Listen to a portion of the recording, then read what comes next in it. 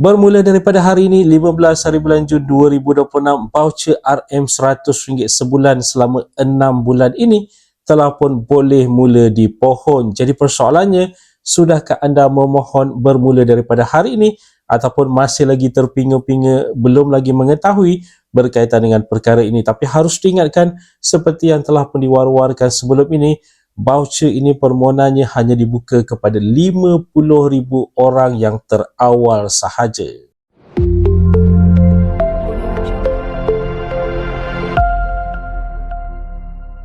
Assalamualaikum, salam sejahtera. Jumpa lagi di channel Herwan Ebi. Okay guys, pada mereka yang belum lagi subscribe ke channel ini, jangan lupa tekan pada butang subscribe, tekan juga pada butang loceng.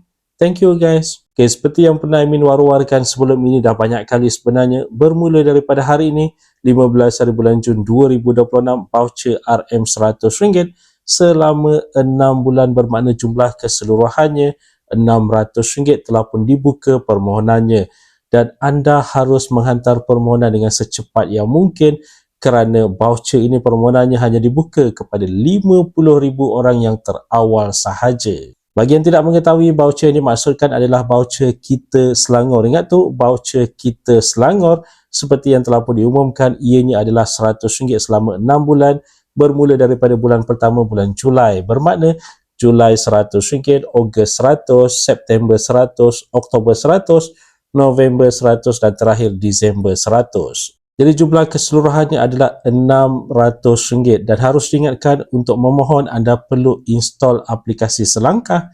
Jadi permohonan untuk voucher ini dibuka menerusi aplikasi Selangkah. Harus cepat-cepat memohon kerana seperti dinyatakan sebentar tadi, hanya 50,000 orang terawal saja dijangkakan. Berkemungkinan besar hari ini mungkin beberapa jam selepas dibuka, ianya akan penuh, mungkin ramai yang dah memohon, menyebabkan anda bakal ketinggalan. Dan untuk info, untuk pengetahuan anda, antara syarat yang telah pun ditetapkan, yang pertama adalah warga negara Malaysia, kemudian bermastautin di negeri Selangor, pemilih ataupun pengundi yang berdaftar di negeri Selangor, pendapatan isi rumah RM3,000 dan ke bawah, tidak boleh melebihi daripada RM3,000. Dan kalau diikutkan, itu adalah antara syarat-syarat yang telah pun ditetapkan. Sangat mudah sebenarnya, kriterianya itu sangat-sangat simple, tapi harus diingatkan sekali lagi, ianya hanya dibuka kepada 50,000 orang pemohon yang terawal sahaja.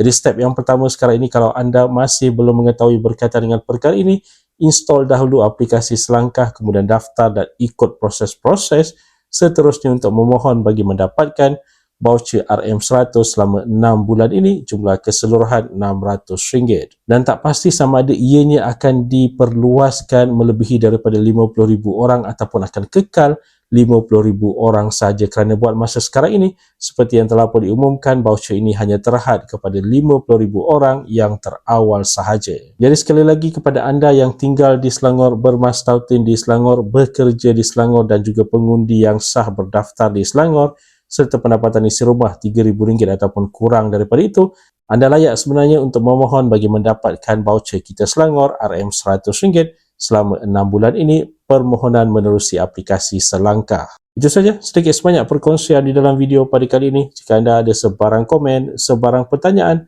anda boleh tinggalkan di ruangan komen di bawah.